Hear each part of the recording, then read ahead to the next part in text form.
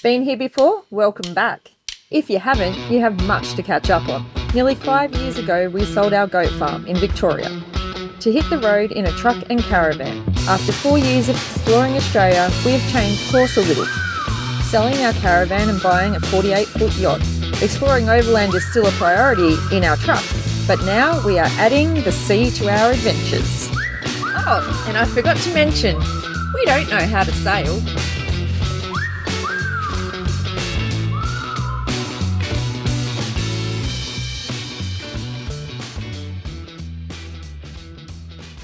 Welcome back! We're excited to be sharing the next chapter of our K'gari journey with you. As we left off last time, we had explored Wathumba Creek, sharing the beauty of the beach, Carl's birthday, and Alice seeing her first dingoes. As the day drew to a close, we were treated to a breathtaking sunset over Platypus Bay. As the three of us stood on the deck of Awaitea, mesmerised by the beauty, the sun slowly dipped below the horizon, leaving the sky ablaze with colours, and our hearts warm with the wonder and trepidation of what tomorrow will bring. This morning we're leaving Wathumba Creek because we've got some really good wind and we're going to head down towards Kingfisher Bay, but we may stop at Moon Point instead, but we'll see how we go. Exciting, we've got good winds, there's a sailboat passing us right now, if you can see them in the distance there. That'll be us very shortly. We're just getting the last minute things prepped. Sail bags open, etc. And yeah, then we'll be off. If you can hear the engine, it's actually the generator. So we are using a lot of power overnight.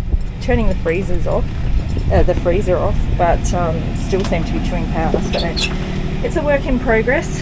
Carl, of course, is constantly crunching numbers, trying to work out what he's going to do to make us get some more power.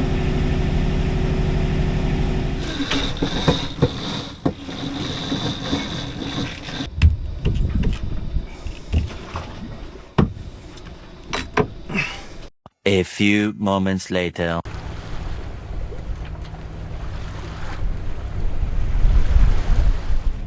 So we actually started out with sails up, but immediately the wind dropped and we ended up having to motor sail for a while.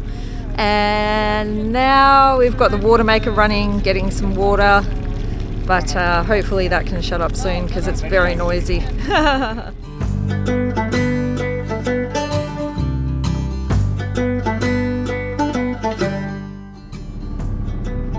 Okay, we've just dropped anchor at Wathumba Creek and we're glad that we're not on the land because can you believe the amount of people over there? I don't know if you can see it, but there is about 12 cars. Then I can't make out how many are in the actual camping area, but it looks like there's a caravan and a couple of vehicles in there. There's also all the tourists that are on this boat, which I don't know if you recognise it, but it's the Fraser Island tourist boat that took us out last time when we were camped, right here. Wathumba Creek is one of our favourite camp spots. Located on the west side of K'gari, it only allows access for four-wheel drive high clearance vehicles, leaving plenty of space for everybody generally to camp. Anchoring here is a new experience for us and we're loving it. You see, when we actually camp, you have to pay a car fee, a barge fee, and camping site fees. Plus you have to book the specific campsite. Anchoring in Platypus Bay, simple and free.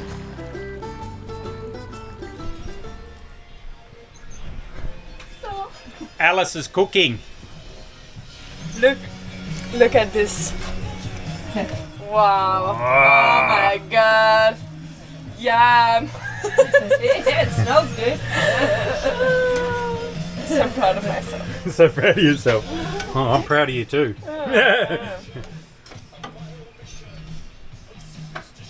I don't have to cook. You cooked. You cooked with me. Look what Alice has cooked us. Wow. Wow. A beautiful curry. I'm hungry. She's not just a Pretty face. Not just a captain. Not just pretty. Not just smart. Yes. Not just like funny. Also a cooker. Wow. That's her Tinder profile. What's about today? Today it's a little bit windy and the weather is good, so we're happy. Because yesterday and 2 days ago it was like rainy, not a lot of wind.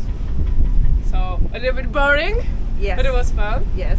And now, windy. Sails are up. Yeah. But baby, we are in close hold.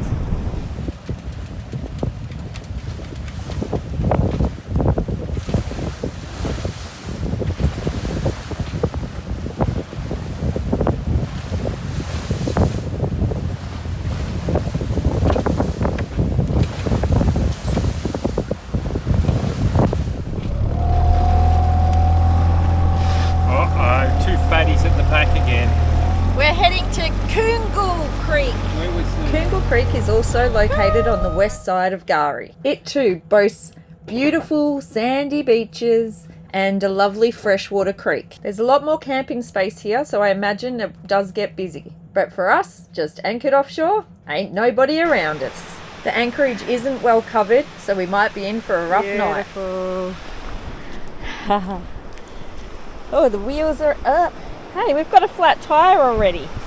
It's the first time we've used it and we've got a flat tyre. I should be in the middle. Oh yeah, You know why? the rows between two things. Yeah. So fun.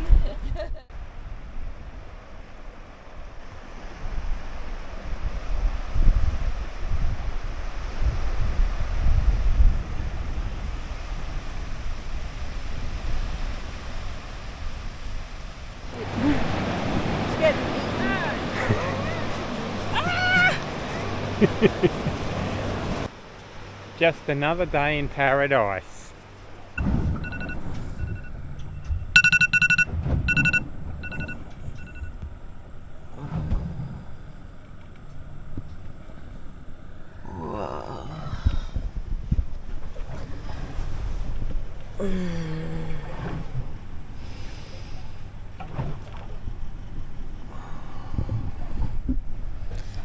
Well, that was a very interesting evening. Feels like we're in the washing machine on agitate. I still slept, but and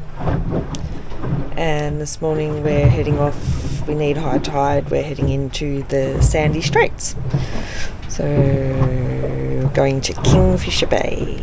Yay! Anyway, speak later.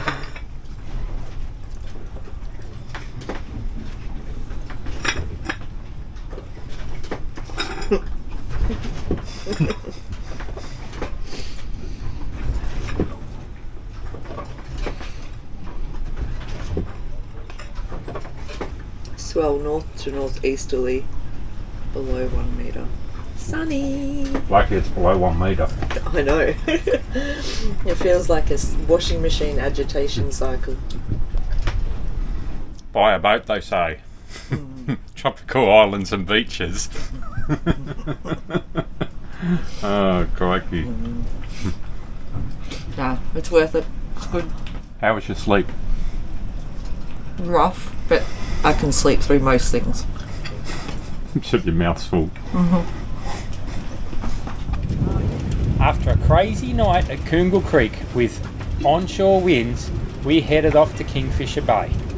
The water across from K'gari is quite shallow, so with the onshore breeze, the chop was crazy and the boat was smashing and slamming about all night. Not good for Carl. Okay for Caddy, she sleeps through anything, but not for Carl. We motored the majority of the way to Kingfisher Bay. We had 20 to 25 knot winds, gusting higher, and head-on waves like you would expect. The passage down to Kingfisher is relatively narrow, so instead of us tacking all the way down with our limited sailing knowledge, we decided to motor. a much easier option for us. We were excited to meet our friends Carl and Marie at Kingfisher, but halfway there we spoke to them on the radio and they let us know that the weather down there was atrocious. The anchorage was not good and they were moving to the back of Big Woody. So we decided that's a great idea and we're heading straight to the back of Big Woody Island that is. We arrived at the leeward side of Big Woody Island and it was super calm and nice. But unfortunately we couldn't stay there. We were hoping the weather would calm down because in the morning we had Alice booked for the Fraser Island tour, which was leaving at 8 AM. By the time Carl and Marie arrived at the back of Big Woody, the weather had calmed down and we were ready to go. So, in the one sentence we said g'day and goodbye as we headed off to Kingfisher Bay. The winds had shifted in our favour and when we arrived at Kingfisher we were completely sheltered by Fraser Island and we had a nice calm anchorage. This good weather was to continue for several days while we stayed here. And what a magnificent spot. We had a great time. By the way, there were a few cocktails involved. Kingfisher Bay is a good anchorage in winds varying from the northeast to the southeast. But it is slightly deep, being 10 metres on low tide. After the 10 metre depth, it steps right up to shallow at the beach. So you've got no choice but to anchor in at least 10 metres plus of water. The good thing is it's only a 5-minute dinghy ride to the resort, but you can't tie up on the jetty and you do need to anchor on the beach, which is fine, but there is big tides. So you need to remember that if you anchor at high tide, you're going to be dragging your dinghy all the way down the sand to get to the water. But that's the way it is.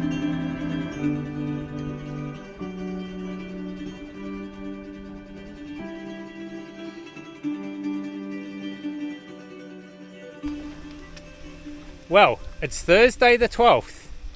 Is it Thursday the 12th? 11. Crap, scratch that. Well, it's Thursday the 11th and we have now been sailing for 7 days, 1 week.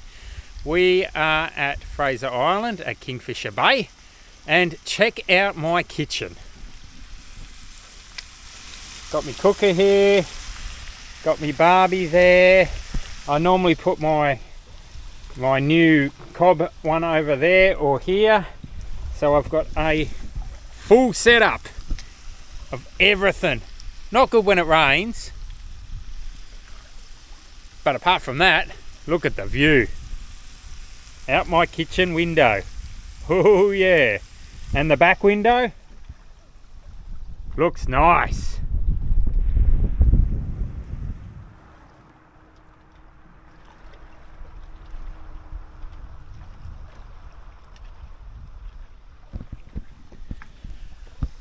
We've had a few minor faults with the boat.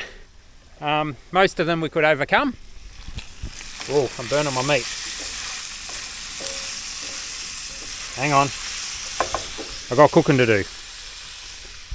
Had a few faults with the boat. Most of them we could overcome, but we do have to go back to Hervey Bay. The steering ram for the rudder has got a bypass or a leak, so you have to constantly keep steering in one direction to basically make it go straight. So that's the only thing I virtually didn't touch. Should have probably done it. Murphy's Law. But anyway, so we just got to go back there and get the ram overhauled, which will be a couple days worth. Put it back in, some more hydraulic fluid, and we should be good to go north up to the reef. So for now, everything's been going pretty good with Awaitea. No major problems. And Alice. And Alice is pretty good too, hey? She's been great. She has. Yep. She's been showing us the ropes. Got the And whip out on me. And because she's been so helpful, we've sent her on a tour of Fraser Island today. So the only real issue that we need to overcome now with the boat is the power consumption. We don't have enough solar and enough wind to regenerate the power, so we have to run the generator considerably every day. But we will work on that. and hopefully we can sort it out. We can't really improve much more on what it is, because it's all the pumps and everything like that, because everything runs into the bilge, needs to be pumped out and so on. It's not a very off-grid type boat, but we will work on it and see whether we can improve it. We will eventually put some more solar on, which will help the situation, and we just need to make sure the wind turbine is working correctly, because it's working but we can't actually see how much it's putting in the system. So we will work on that as well. But like I said, all pretty good, can't complain. First time out in the boat, hasn't really left the river for 10 years, so it's going pretty good. Meanwhile, Alice is off on the K'gari Beauty Spots tour. She's going to visit some of K'gari's most breathtaking natural wonders. First stop, Lake Mackenzie, known for its crystal clear blue water, white sand and Instagram famous photo opportunities. Lake Mackenzie is a perched lake, one of many on the island, which means it contains only rainwater, no groundwater, and it's not fed by streams and does not flow to the ocean. The sand and organic matter at the base of the lake form an impenetrable layer, preventing rainwater from draining away. Pretty cool. On to Central Station. Taking a scenic walk along the boardwalk of Wongulba Creek, checking out the beautiful rainforest, searching for the kingfisher, and possibly seeing a dingo.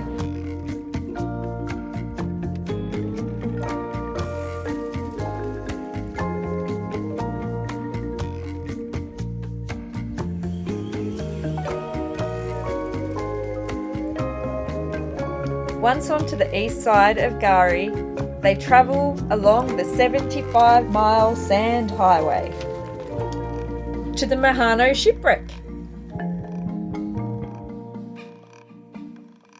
In July 1935, the Mahano hit the sand of K'gari.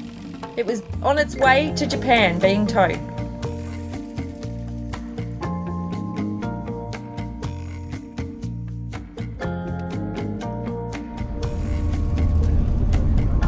Then a quick stop at the coloured sands at the Pinnacles, and off to Eli Creek for a lazy float down the clear, cool waters before boarding the bus to return back to Kingfisher Bay and beautiful Awaitea.